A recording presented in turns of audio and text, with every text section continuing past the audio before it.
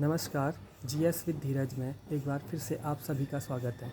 दोस्तों, आज इस वीडियो को लाने का उद्देश्य यह है कि बहुत सारे बच्चे मुझसे सोशल मीडिया के माध्यम से पूछ रहे थे कि सर क्लास कब से स्टार्ट होगी। तो मैं आप सभी लोगों को ये बताना चाहता हूँ कि मैंने अपना वाइट बोर्ड है तो वाइट बोर्ड ऑर्डर कर दिया है। जल्दी ही वाइट बोर्ड मेरे पास पहुँच जाएगा और जैसे ही मेरे पास वाइट बोर्ड पहुँचता है तो जितना जल्दी हो सके मैं क्लासेस आपको डेली बेसिस पे प्रोवाइड करना शुरू कर दूँगा। तो दोस्तों, आज कुछ विशेष टॉपिक्स पे बात करते हैं, जो टॉपिक्स हमारे आगामी आने वाली परीक्षाओं के लिए या भविष्य में कोई भी परीक्षा हमारे सामने आती है तो उसके लिए जो हमको एक गाइडेंस देंगे। तो दोस्तों, मैं आप सभी को ये बताना चाहता हूँ कि मैंने भी उत्तराखंड समूह ग की परीक्षा उत्तीर्ण की है और इसी समूह ग की परीक्षा उत्तीर्ण करने के बाद मैं भी आज एक सरकारी विभाग में एक सेवक के तौर पर कार्य कर रहा हूँ। तो आज मैं उसी अनुभव को, उसी ज्ञान को जो मैंने अपनी पढ़ाई के दौरान अर्जित किया है, आप सभी लोगों के साथ भी बांटना चाहता हूँ। दोस्तों, मेरा इस चैनल को लाने का मुख्य उद्देश्य यही है कि उत्तराखंड से संबंधित हर छोटी से छोटी जानकारी मैं आप लोगों तक पहुंचा सकूं, जिसके माध्यम से आप आने वाले एग्ज़ाम्स के लिए तैयार हो सकें। अब तैयारी कैसे करनी है, टॉपिक्स ये आते हैं, तो मैं आप सभी लोगों को ये बताना चाहता हूँ कि उत्तराखंड में हम लोग तैयारी कर रहे हैं तो सबसे बड़ा तो हमको पेशेंस की आवश्यकता है। पेशेंस होना बहुत ज़्यादा आवश्यक है। जब हम पेशेंस हमारे अंदर होगा तभी हम यहाँ पर उत्तराखंड की तैयारी में एक अच्छा मुकाम हासिल कर सकते हैं। अब बात करते हैं कि हम पढ़ाई कैसे करें। तो पढ़ाई को देखो, हम डेली बेसिस में हमने जो अपना सबसे पहले टाइम मैनेजमेंट है, टाइम मैनेजमेंट करना पड़ेगा और एक लक्ष्य निर्धारित करना पड़ेगा। हम हर दिन का एक लक्ष्य निर्धारित करेंगे, छोटे छोटे लक्ष्य निर्धारित करेंगे, छोटे छोटे टारगेट्स निर्धारित करेंगे, उनको अचीव करेंगे, उसी से एक सीढ़ी बनेगी।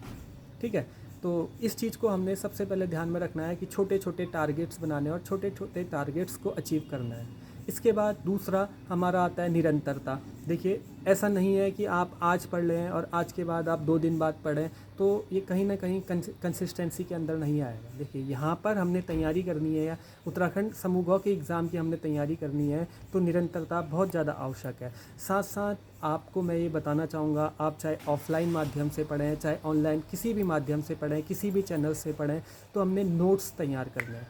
देखिए, नोट्स जब हमारे पास होंगे तभी हम एक अपने टारगेट सेट कर पाएंगे कि आज मैंने इतना चीज़ कवर करना है या कल मैंने इतना चीज़ कवर करना है।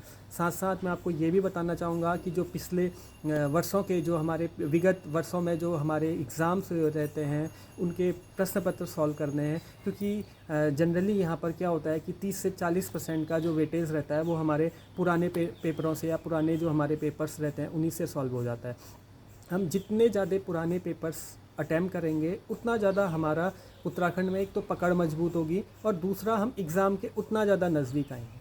देखिए, एक तो निरंतरता मैंने बताई, दूसरा नोट्स तैयार करना, तीसरा प्रॉपर वे में छोटे छोटे टारगेट्स बनाना और टारगेट्स बना के उन टारगेट्स को डेली बेसिस पे अचीव करना। ठीक है, मैं जब तैयारी करता था या जब मैं शुरुआत कर रहा था तो मैं हर दिन का अपना एक टारगेट बनाता था, एक गोल बनाता था कि आज मैंने इतनी चीज़ कवर करनी है, और साथ साथ मैं उनके नोट्स भी तैयार करता था। नोट्स तैयार होते थे तो मेरे को जो अपना गोल है उसको अचीव करने में ज़्यादा समय नहीं लगता था। ठीक है, जब मैं तैयारी कर रहा था तो एक फेज़ सभी के लाइफ में आता है, मेरी लाइफ में भी तैयारी का फेज़ था। उस लाइफ को मैंने भी जिया है जो आज आप लोग जी रहे हैं, तो मैं वही अनुभव आप लोगों के साथ शेयर कर रहा हूँ। देखिए, यहाँ पर धैर्य की बहुत ज़्यादा आवश्यकता है। अगर धैर्य नहीं होगा तो व्यक्ति बीच में ही हार मान लेता है और हार मानने वाला कभी सक्सेस नहीं हो सकता। ठीक है, देखिए, हम लोग ये सोचते हैं या हम लोग ये उम्मीद रखते हैं कि हम 6 महीने पढ़ें या 7 महीने पढ़ें, 8 महीने पढ़ें, 8 महीने के बाद एग्ज़ाम हमारा क्लियर हो जाए, तो ऐसा नहीं होता है। ठीक है, किसी का जो टारगेट है जल्दी अचीव हो जाता है और किसी को टारगेट अचीव करने में सालों लग जाते हैं। तो यहाँ पर पेशेंस बहुत ज़्यादा महत्वपूर्ण है। पेशेंस ही महत्वपूर्ण है जो हमको आगे सफलता दिलाएगा। दूसरा, हम जनरली छोटा सा एक एग्जांपल देके मैं आपको समझाना चाहूँगा कि एक पौधा होता है ना, या एक बीज होता है, तो बीज से हमको सीधे फल नहीं मिल जाता है। धैर्य रखना पड़ता है कि उसको लगातार पानी देना पड़ता है। पानी देने के बाद उसकी केयरिंग करनी पड़ती है।